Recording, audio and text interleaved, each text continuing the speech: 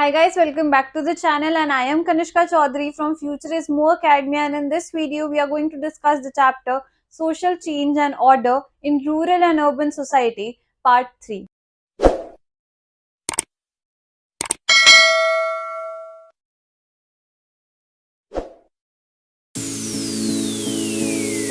So guys, let's start with a new topic of this chapter. अब हमारे topic का नाम है टेक्नोलॉजी एंड इकोनॉमी. अब हमने प्रीवियस वीडियो में कौन सा टॉपिक पढ़ा था? इन्वायरमेंट. उसके अंदर हमने मेनली यही पढ़ा था कि जो हमारी टेक्नोलॉजी है वो हमारे को इन्वायरमेंट में कितनी हेल्प करती है और हमें कितना ज्यादा उससे हम अपलिफ्ट होए और हम कैसे इन्वायरमेंट को फेस कर पाते हैं. अब इन दिस वीडियो हम लोग ये पढ़ेंगे कि टेक्नोलॉजी इज वेरी इंपॉर्टेंट. ठीक है, टेक्नोलॉजी कैसे इंट्रोड्यूस हुई है, बहुत सारे एग्जांपल्स पढ़ेंगे. उससे टेक्नोलॉजी ने हमारी इकोनॉमी में क्या हेल्प करी हम ये पढ़ेंगे इन दिस वीडियो मेनली. अब इसके अंदर हमें बहुत सारे एग्जांपल्स पढ़ने हैं. Let's start with it. The combination of technology and economic change has been responsible for immense social changes, especially in the modern period. Technology affects society in wide varieties of way. अब जो हमारी technology है, technology हमें कहीं ना कहीं help कर रही है बहुत ज्यादा हमारी इकोनॉमी को, इंडिया की इकोनॉमी को अपलिफ्ट करने में. अब वो अलग अलग तरीके से कर रही है. जैसे कोई नई मशीनरी आई, जैसे टेलीफोन्स हो गए, माइक्रोफोन्स हो गए. इनसे क्या होता है, हम एक दूसरे से कम्युनिकेशन कर सकते हैं, तो हमारी कम्युनिकेशन स्किल्स बढ़ रही है. हम बाहर के लोगों से कम्युनिकेट करते हैं. पहले ऐसा नहीं होता था, पहले लेटर्स भेजने पड़ते थे, बहुत लंबा प्रोसीजर होता था. बट अब ऐसा नहीं है, आपका जब दिल करे आप कॉल मिला सकते हो. आप इतनी सारी एप्स बना दी गई है, Instagram, Snapchat, social media, social platforms है. तो ये सब क्या है? ये सब टेक्नोलॉजी है जो हमारी इकोनॉमी को हेल्प कर रही है अपलिफ्ट होने में. The most famous instance of massive and immediate visible social change brought by technology is the Industrial Revolution. अब आपने इंडस्ट्रियल रेवोल्यूशन के बारे में पढ़ा होगा, 10th क्लास में पढ़ा होगा. इंडस्ट्रियल रेवोल्यूशन के अंदर क्या है, हमारी हेवी मशीनरीज इस्टेब्लिश हो जाती है. हमारे हेवी मशीनरीज इस्टेब्लिश होती है, हमारी फैक्ट्रीज, बहुत सारी फैक्ट्रीज खुल जाती है, इंडस्ट्रीज खुल जाती है. और लोग ज्यादातर रूरल एरिया से क्या करते हैं, अर्बन एरिया में आते हैं. क्यों आते हैं लोग रूरल एरिया में? लोगों का क्या मेन काम होता है? रूरल एरिया में लोग एग्रीकल्चर करते हैं. उनका क्या काम होता है? एग्रीकल्चर करना. एग्रीकल्चर में वो अपनी इनकम अर्न करते हैं, डेयरी प्रोडक्ट्स का काम करते हैं. तो रूरल एरियाज में सारे लोग एग्रीकल्चर में इंगेज्ड होते हैं. बट जब हमारा इंडस्ट्रियल रेवोल्यूशन हुआ, पूरी जगह पे इंडस्ट्रीज एस्टैब्लिश होने लगे, तो फिर क्या हुआ, लोगों ने रूरल एरिया से अर्बन एरिया में जाना स्टार्ट करा. और अर्बन एरियाज में उन्होंने क्या करा, जॉब्स अपॉर्चुनिटी ढूंढी. फैक्ट्रीज में काम करना स्टार्ट करा, इंडस्ट्रीज में काम करना स्टार्ट करा. जिससे क्या हुआ, उनकी अपलिफ्टमेंट हुई, उनको एक बेटर क्वालिटी ऑफ लाइफ मिली. और उन्होंने एग्रीकल्चर के अलावा अपने लिए एक सेकेंड बेस्ट अपॉर्चुनिटी ढूंढी. और इस चीज को हम इंडस्ट्रियलाइजेशन कहते हैं. तो इंडस्ट्रियलाइजेशन, इंडस्ट्रीज के अंदर मशीन्स आई. मशीन्स किसके थ्रू आएगी? खुद तो आएगी नहीं, मशीन्स भी हमारी टेक्नोलॉजी से आई. टेक्नोलॉजी ने मशीन्स को क्रिएट करा, न्यू न्यू टेक्नोलॉजीज बनाई गई जो मशीन के अंदर पुट करी गई.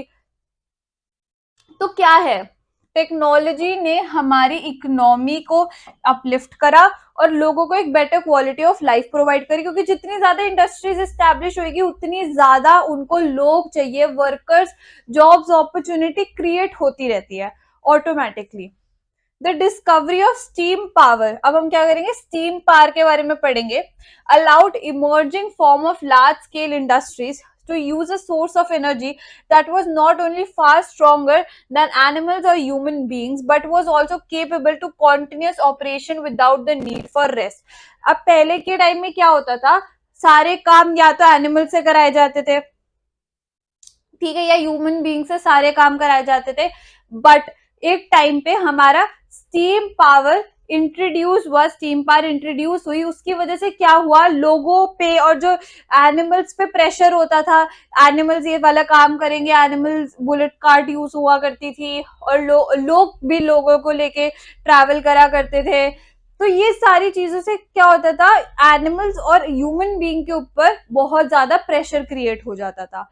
तो जैसे ही हमारी स्टीम पावर इंट्रोड्यूस हुई, तो जो हमारी इंडस्ट्रीज थी, फैक्ट्रीज थी, जो हमारी इंडस्ट्रियल रेवोल्यूशन में स्टैब्लिश हो गई थी, उसके अंदर क्या हुआ, उन्होंने उन पे बर्डन कम करने के लिए स्टीम पावर अपने इंडस्ट्री में लेके आए, इस्टेब्लिश करी, और स्टीम पावर का यूज करना स्टार्ट करा।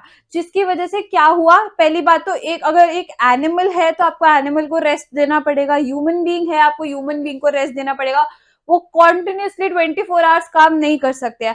But on the other hand जो स्टीम पावर है वो एक टेक्नोलॉजी है, वो एक टेक्निकल चीज है, वो ह्यूमन बीइंग नहीं है, तो उसको रेस्ट की नीड नहीं है। तो इससे क्या हुआ, ह्यूमन बीइंग और एनिमल्स जब काम करते थे तो कहीं ना कहीं जो इंडस्ट्रीज होती थी या जो काम होता था वो इतना अच्छे से नहीं हो पाता था, क्योंकि ऑब्वियसली दे नीड रेस्ट, वो अपने हिसाब से जैसे उनकी बॉडी कहेगी वो उसी हिसाब से काम करते थे। बट इस चीज से उन लोगों को कहीं ना कहीं लॉस होता था। बट अब जब से उन्होंने स्टीम पावर इंट्रोड्यूस करा तो वो without the need for rest काम होता था, और उससे क्या होता था, हमारी इकोनॉमी अपलिफ्ट होती थी ऑटोमेटिकली, क्योंकि काम 24 आवर्स हो रहा है। पहले जो काम 10 घंटे हो रहा था वो काम और घंटे हो रहे हैं। क्यों? क्योंकि उनको रेस्ट की चीज जरूरत नहीं है। स्टीम पावर को रेस्ट की क्या जरूरत? when harnessed to modes of transport like steamships, like railway, transferred the economy and social demography of the world. पहले लोग बहुत सोचते थे इधर से उधर ट्रैवल करने में, क्योंकि उनके पास कोई इतनी अच्छी कन्वीनियंस नहीं होती थी, उनके पास इतनी अच्छी कोई व्हीकल प्रोवाइडेड नहीं होती थी। उनको या तो पैदल जाना पड़ता था, या उनको मनी का बहुत सोचना होता था कि हमारे इतने पैसे डूब जाएंगे, ये हो जाएगा, वहां से जाने में। तो लोग बहुत कम इधर से उधर पहले के टाइम में ट्रैवल करना प्रेफर नहीं करते थे। बट थोड़े टाइम बाद हमारी टेक्नोलॉजी ने कोई चीज इंट्रोड्यूस करी, स्टीमशिप एंड रेलवे, जिसकी वजह से ऑब्वियसली हमारी इकोनॉमी अपलिफ्ट होगी। Railway is our main source of income, हमारी गवर्नमेंट बहुत रेलवे से अर्न करती है। तो ऐसे उन लोगों ने इतनी सारी चीजें इंट्रोड्यूस करी जिससे लोगों ने भी आगे ट्रैवल करना स्टार्ट करा, और हमारी इकोनॉमी को, जैसे लोग ट्रैवल करेंगे इधर से उधर, लोग अपने काम स्टार्ट करेंगे कुछ ना कुछ, तो क्या होगा, इससे इकोनॉमी ऑटोमेटिकली हमारी अपलिफ्ट होगी। तो यहाँ पे क्या दिखाने की कोशिश कर रहे हैं ये लोग, कि जैसे जैसे टेक्नोलॉजी अच्छी होएगी, एडवांस होएगी, ऑटोमेटिकली आपकी इकोनॉमी भी अपलिफ्ट होगी। तो यहाँ पे ये कॉम्बिनेशन, एक कनेक्शन दिखाने की कोशिश कर रहे हैं। The railway have played a very important role in shaping the economy, especially in the first century after the introduction in 1853.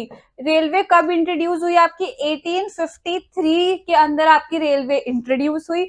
उसकी वजह से क्या हुआ, हमारी जो इकोनॉमी थी वो शेप में आ गई अच्छे से, और अच्छे से अपलिफ्ट हो पाई, क्योंकि लोग रेलवे यूज करेंगे, उसमें रेलवे की इनकम बढ़ेगी तो आगे वो किस में काम आएगी, इकोनॉमी को अपलिफ्ट करने में काम आएगी। Sometimes changes in economic organizations that are not directly technically not also change society. जब हमारे इकोनॉमिक ऑर्गेनाइजेशन के अंदर चेंज आता है तो कहीं ना कहीं उसकी वजह से हमारी सोसाइटी भी चेंज होती है। A well-known historical example, plantational agriculture, that is the drawing of single cash crop like sugarcane, tea, cotton and large scale created heavy demand for labor.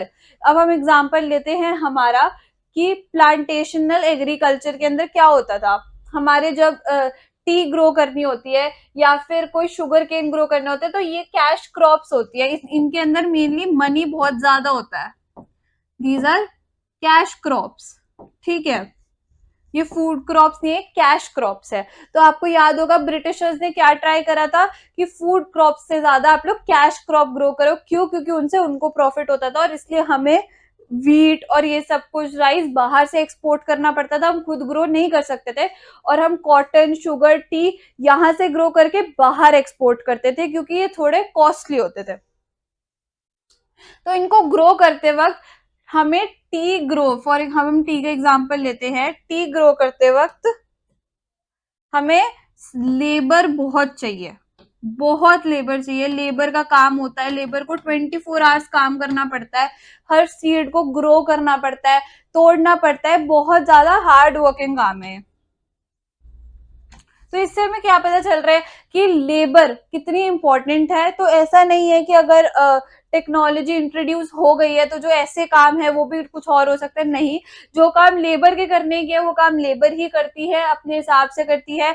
But on the other hand अगर technology introduce होगी तो वो adopt करना is much better, क्योंकि एक इंसान 24 hours काम नहीं कर सकता। और ऑन दी अदर हैंड हमारी टेक्नोलॉजी हमारी इकोनॉमी को अपलिफ्ट करने का ट्राई कर रही है। So guys, this is it for today's video, and if you like the video, please subscribe the channel and press the bell icon for more updates. And if you want any online or offline classes, you can comment down below, contact the number given below. And for more updates, please connect with us on Instagram, Facebook and Telegram.